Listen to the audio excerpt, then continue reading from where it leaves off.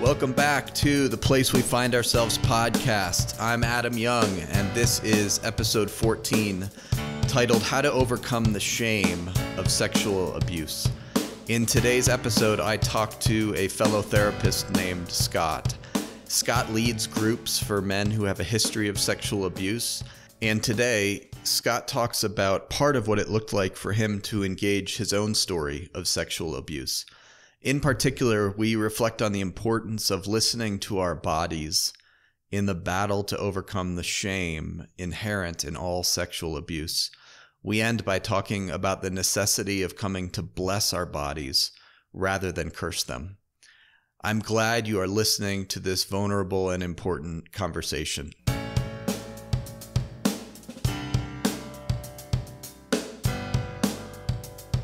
Can you start off by just sharing a bit about when in your life did you learn that you first had a story? When did that concept start to become, something important to you?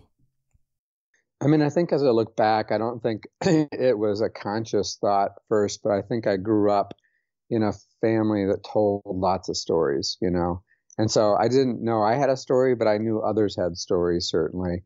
But I think, then it was probably as a therapist, before I was a therapist, I got into therapy to start to deal with some of my own issues.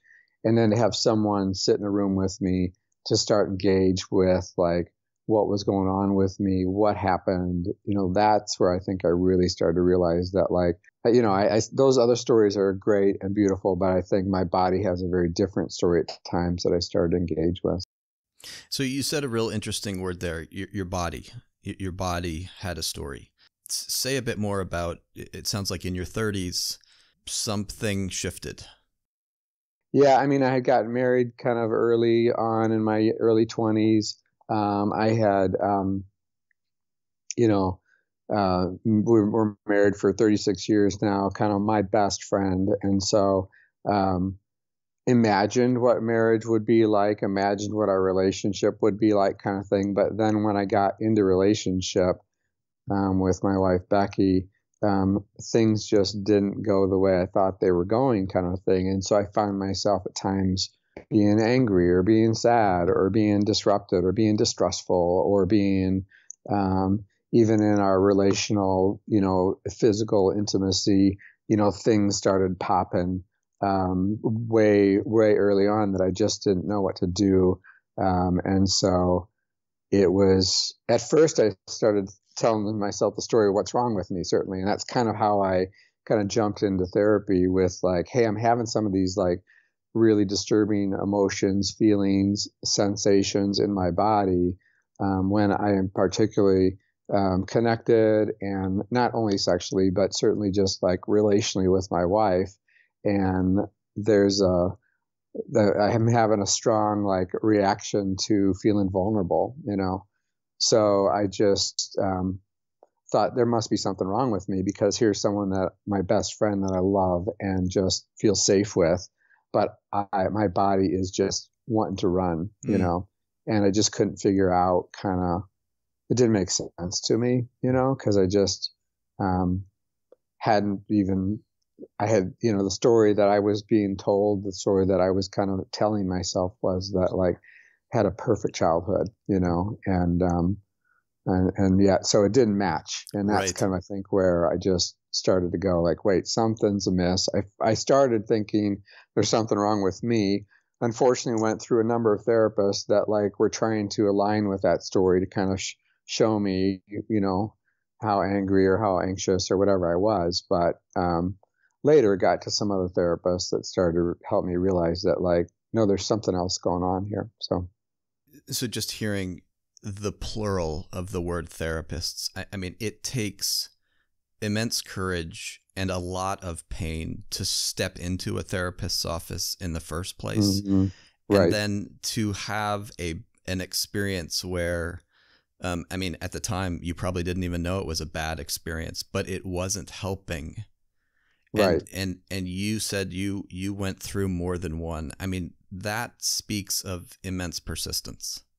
Yeah, I think I just, I think there was so much, Adam, there was so much desire that I had, to be free, to be like in my body, to be enjoying my body kind of thing. And so I just hadn't, at that time, certainly in that era, I still run, but there was a cruelty to my running that I think just kept me dissociating from kind of what this, helping me numb, helping me kind of deal with some stuff. So so I had that kind of natural intensity, just kind of to power up over something. And, if this therapist won't help me, and I'm talking years, so I'm talking, staying with a number of therapists, because I'm in that day, I look back and, there are good things that happen certainly, but I think I still was, not really dealing with what the real story was about, and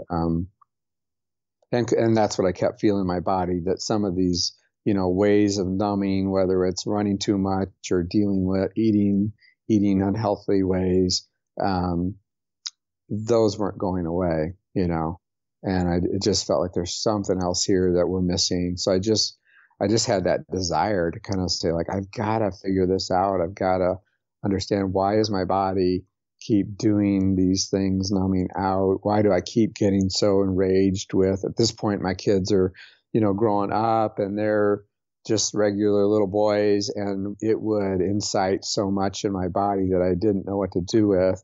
And I love them, and yet I'd find myself being really irritated by their kind of just boyness and by their needs. And I just was like, so that's why a lot of therapy was slanted at, like, you need to relax more, you need to be more kind to them, you need to be a better father. And so I did there's a lot of great work in helping me be a better dad, husband, friend.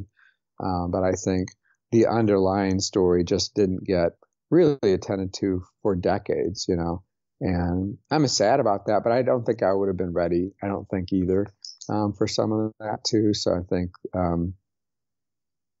it wasn't until my late 40s, early 50s that I started to get ready for kind of unpacking some of the more significant trauma and kind of family of origin stuff, relationships that had happened. You said something about in your 30s, there are things that are not well in your marriage, just in the disturbing emotions you're having. And you have this awareness that, hey, I had a great childhood. This doesn't make sense. And I think that is a common bind that people find themselves in, this sense of I'm having these big feelings. Things are not well in my relationships, but it doesn't, I have no idea why that's the case, because, hey, I had a pretty good childhood. So say a bit about, how did you bear that tension, and how did it begin to resolve, and how did you make sense of it? I mean, I think, how I first did it was just kind of made agreement. I came to the conclusion that I'm just like neurotic, psychotic, crazy, because or even some of like what I know now are like flashbacks, or, certain body memories even that I was having at that time. I would just kind of say, I'm making it up. You know what I mean? I must be just making this whole stuff up, because I'd have little pictures or images at times, and it would just be like, I must be going crazy kind of a thing, So that was kind of like, my pursuit at first was to just get uncrazy, kind of a thing. I think what started to help though is like I went on a couple different men's weekends, kind of retreats, and so there was, I think, in hearing other stories and their similar experience of that thing was helppful. And then I think when I engaged in the men's week with the Allender Center, that was the tipping point where where Dan, Allender and their team started to really name some of the things that my body had been experiencing for decades, And so it's just like, I remember just like, sitting in the teaching times, and just in the circle of 10 other men and listen to Dan talk about this stuff and just weeping, Yeah. It's just like, I didn't know, I didn't know. And it was just such a breakthrough of like, I'm not crazy, Yeah.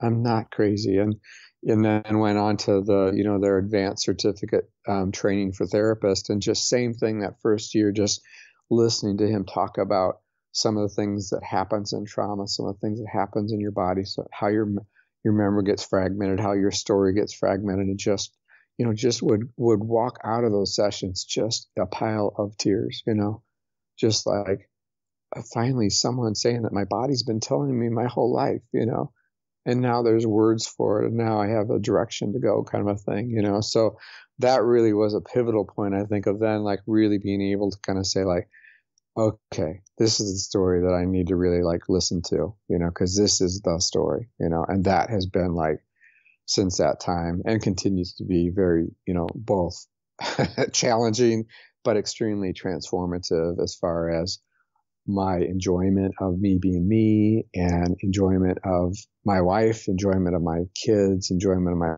friends, my clients. It's just I play a lot more, so it's just been fun, but hard.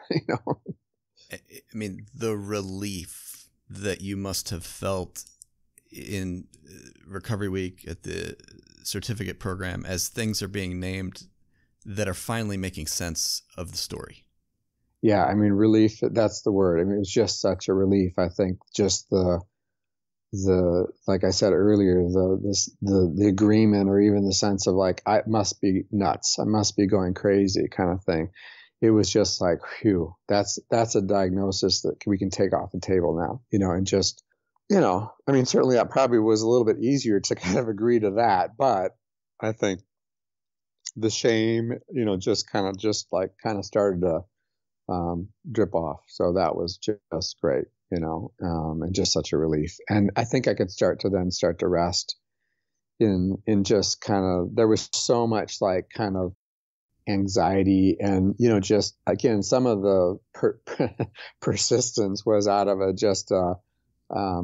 huge anxiety angst that I was carrying. And so, it was relieving. And then I think the other thing too, Adam, I think that I knew that like, all right, I don't know what I'm doing here. And even as at that point, a therapist who had been doing this for a couple decades was like, and it was interesting because I had clients that like, looking back now, that were like dealing with sexual, trauma.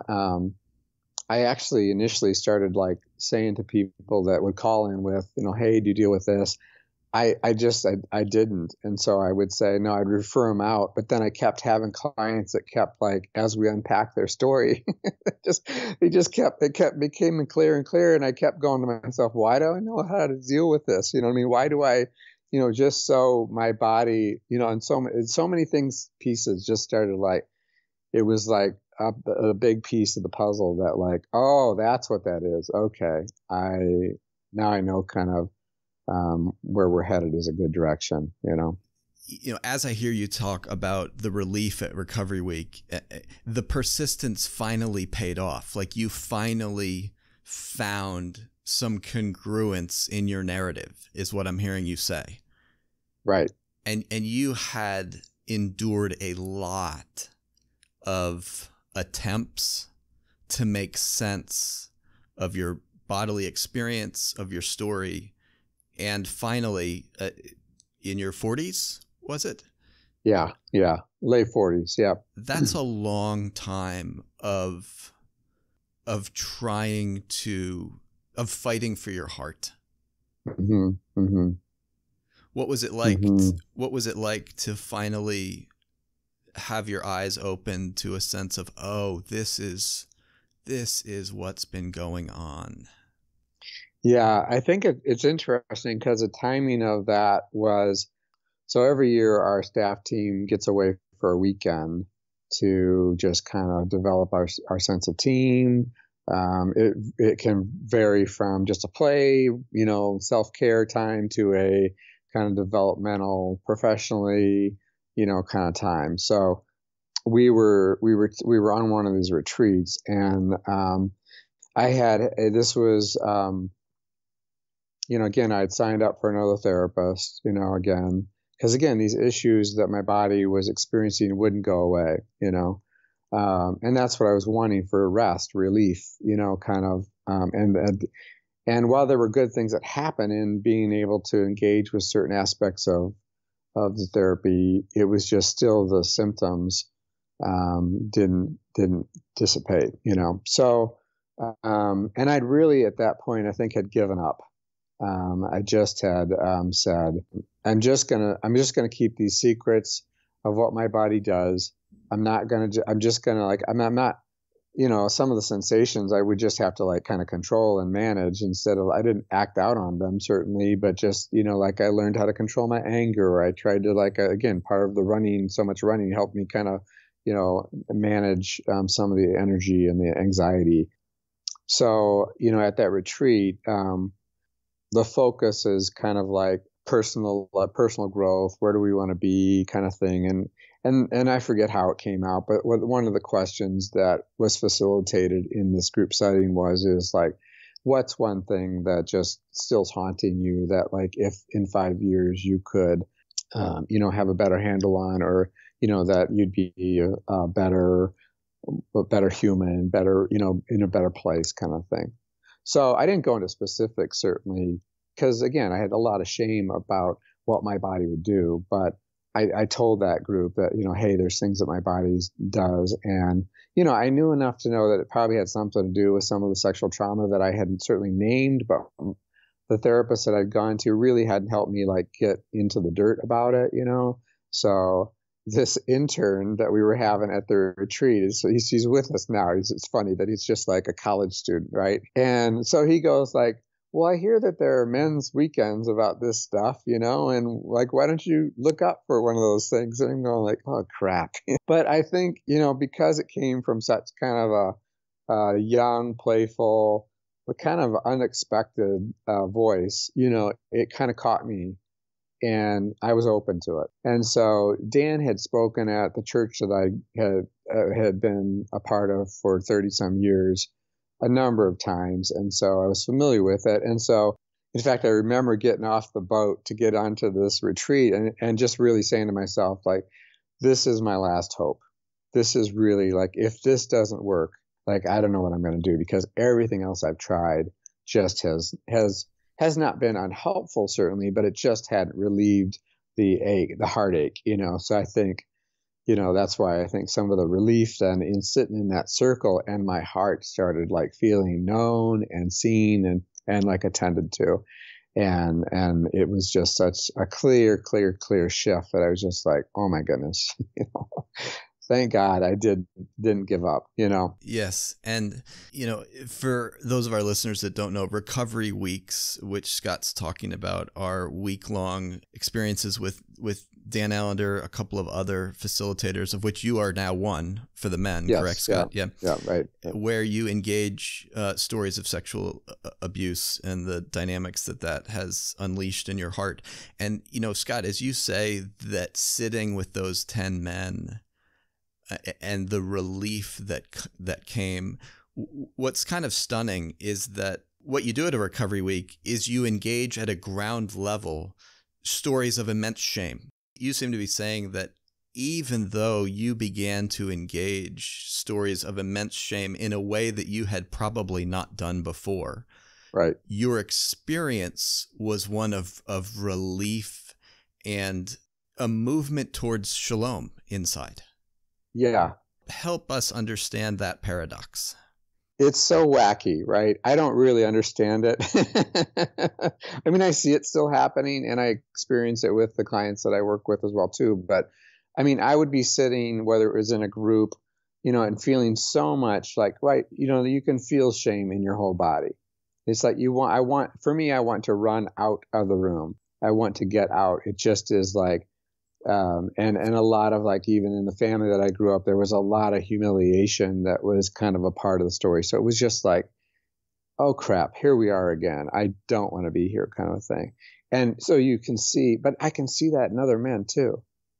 I can see them fight with Dan or the facilitators in engaging in some of the details. What was that like? What did that feel like? What was the sensations like? Because to name some of your body's own sensations, your body's arousal, your body's kind of confusion.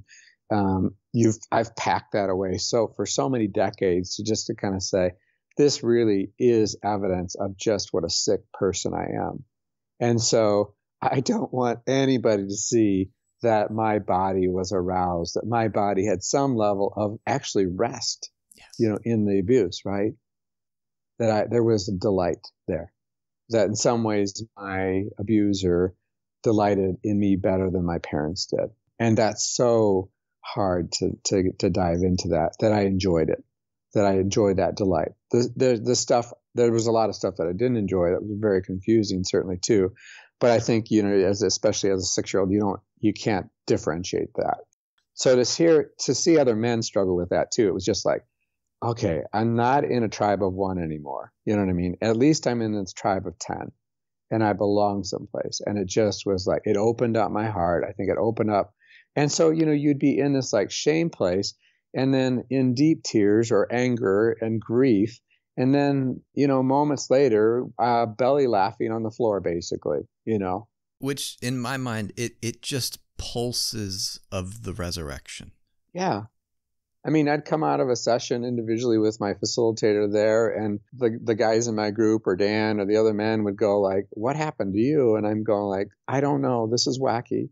This is so wacky. But I think there's just like, rest, relief, that like, it's really, really safe now to be in my body. I can come, kind of like the prodigal father, right? I mean, like the son has come home and the banquet is laid out, the fatted calf is killed, the coat is put on, and it's delight. So I don't know how that happens, certainly, but when it happens, it's just wild. But that's what started to happen, I think, for me as I engaged in that process at the Men's Recovery Week. So though you don't understand it, what I'm hearing you really do is bear witness to the fact that as you engaged some of the deepest places of shame in your heart with other men who held those stories with honor and were able to engage your heart well, as you did that, surprise happened. Right. Yeah. And I mean, I understand the process, but there's still so much mystery about how it happens. But you're right. I think the direction that I was avoiding, or even, again, there's some anger and grief about the therapist that I'd gone to for help, but they avoided some of those deeper, I'd say like I think I was sexually abused, and they would kind of go like, I'm so proud of you for naming that, and then move on. And I needed so much more. And I think, that like what you said, when we engage in some of those darkest parts, it just is a relief and surprising that in the death, so to speak, something else is happening. And I think the thing that to realize that what had been taken off the table is that this was no longer a story about how sick I was. So Scott, you've said the word body several times, and as you've said it, and really just naming that your body, like all human bodies, responds to abuse in ways that our bodies are created to respond with arousal, and that unleashes torment in us. But as I hear you talk about it, there doesn't seem to be any shame in your voice as you name what sounds like tormented you for decades. Yeah, I mean, I think what happened as a 6-year-old, certainly, and this older man who, saw me, I wasn't certainly sexually aroused as a 6-year-old, but to have someone that was attuning to me and who was in some ways, it felt like delighting in me, in the context of feeling not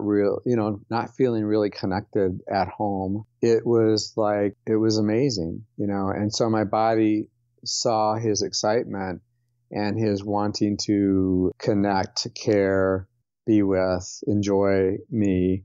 Even though at 6, I certainly wouldn't have been able to name that, certainly.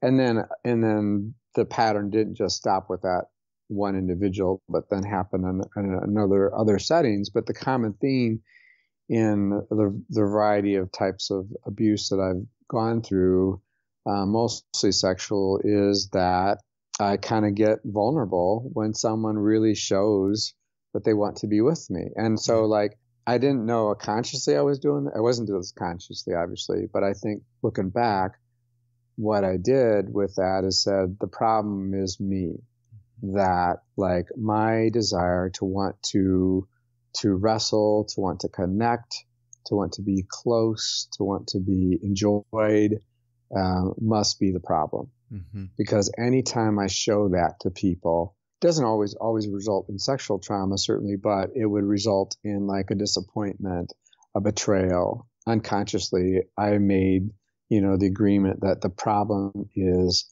I want too much, from people, or I want too much in relationship, and I want too much connection.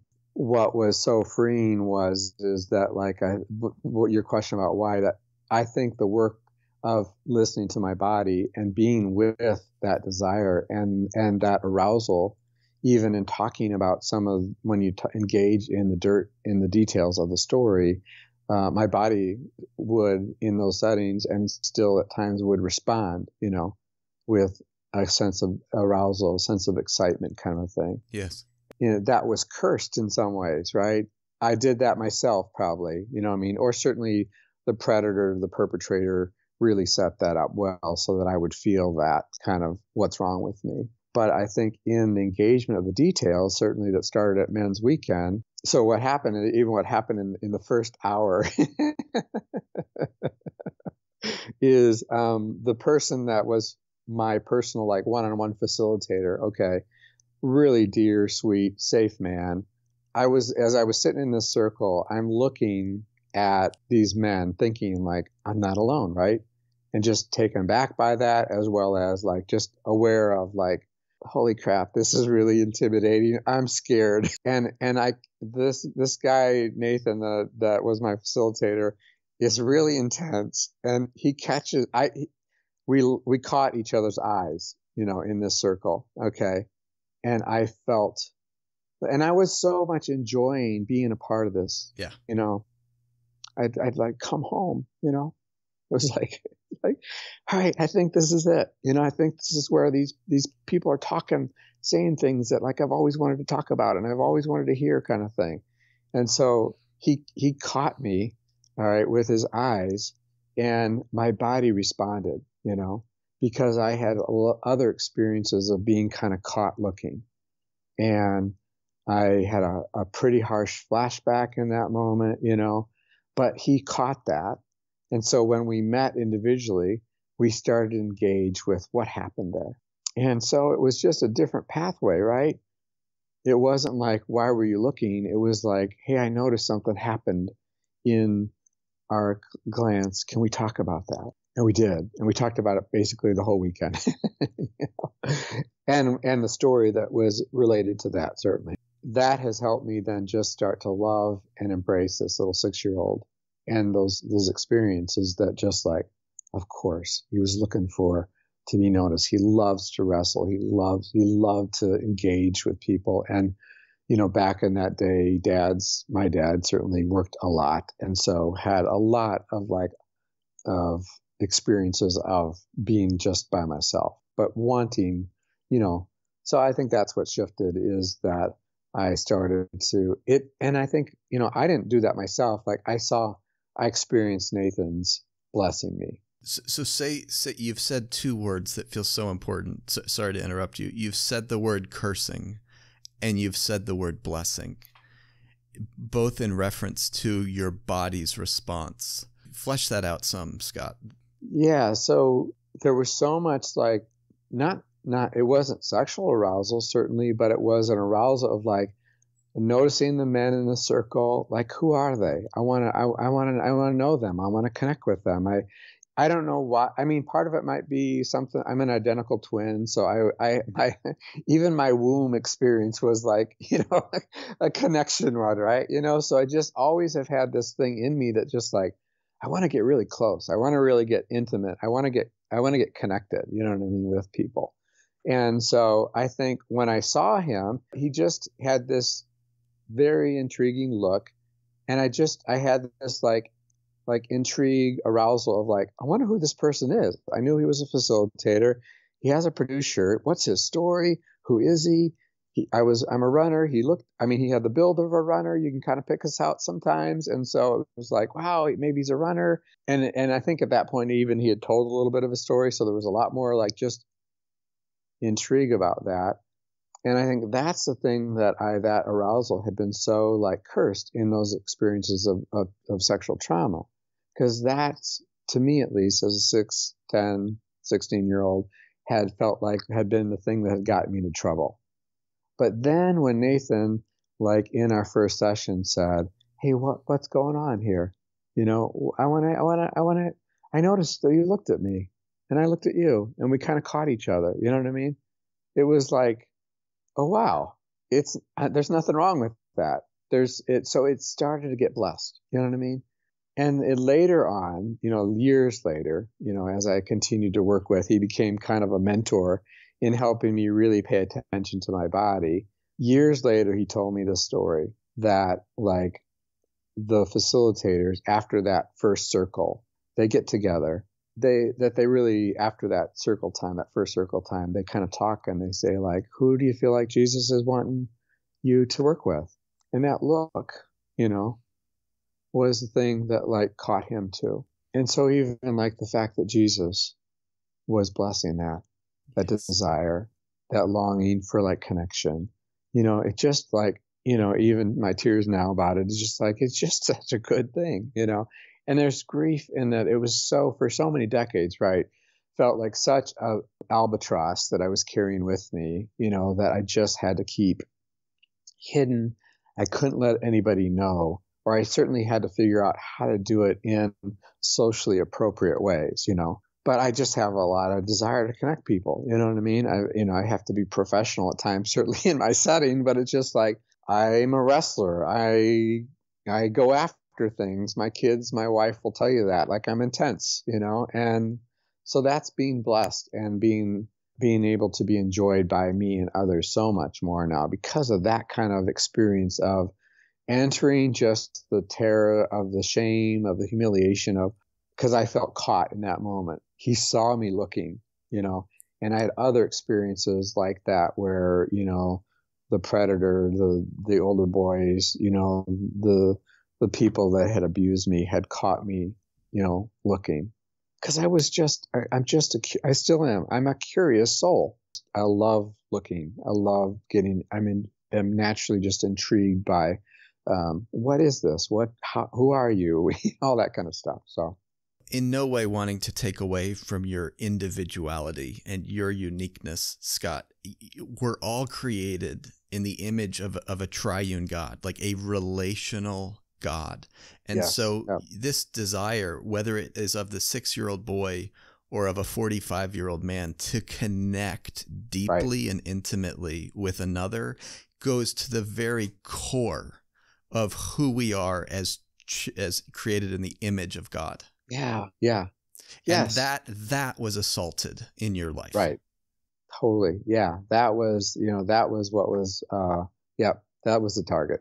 So that I couldn't enjoy that anymore. I had to, my shame, humiliation taught me to kind of keep it at bay. Don't fully enjoy it. Only maybe a tablespoon. And so it just seems so playful and mysterious and wondrous of God that, I mean, you're there for an hour, not even. Right. and the very thing that has evoked one of the core wars of your heart is reenacted. Yes. And if I'm hearing you right, in some sense, your life, the trajectory of your life hinged on that moment. Yeah.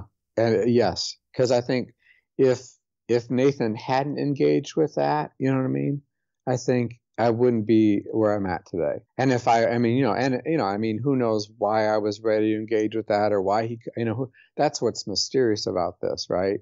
That like it was, a God moment where everything was ready, and I couldn't help but just kind of notice and pay attention to this like I'm being caught. I think part of what helped is I was just tired, of trying to stay in my head, and I just went with my body for once. And that was safely honored. I think that was a big part of what Nathan did, certainly, and attuning and listening. And anytime he still does this, anytime like I try to get up in my head, he's just like, he's kind, but he's like, what's going on in your body, kind of a thing. Because that's a story that has experienced so much neglect. But that's where, in some ways, the healing and the redemption and the life really has come from.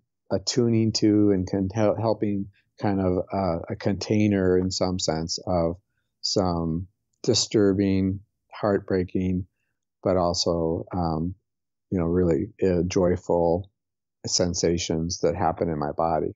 Scott, it has been a privilege for me, and I know for those who will listen to what you've borne witness to today. So thank you for sharing these portions of your story with us. If people want to get in touch with you or get connected to Compass, how can they do that? Yeah, I mean, probably the best way these days in technology, we have a website, compasscounsel.com. Say that again, Compass Counsel? Compass Counsel, yeah, COMPASSCOUNSEL.com. So I also have the men's week. It's called reclaim4men.com. So that we do a couple times a year, a weekend for men dealing with kind of unwanted sexual experiences that they've had. And that's, an intensive weekend, but those two ways are good ways to kind of check out kind of some of the things that we're about in the northwest suburbs of Chicago. And so if people wanted to, say, fly into Chicago to participate in one of these weekends, that's something that you welcome? Yeah, we have guys flying in. Yep. Well, thank you so much, Scott. You're welcome. Thank you.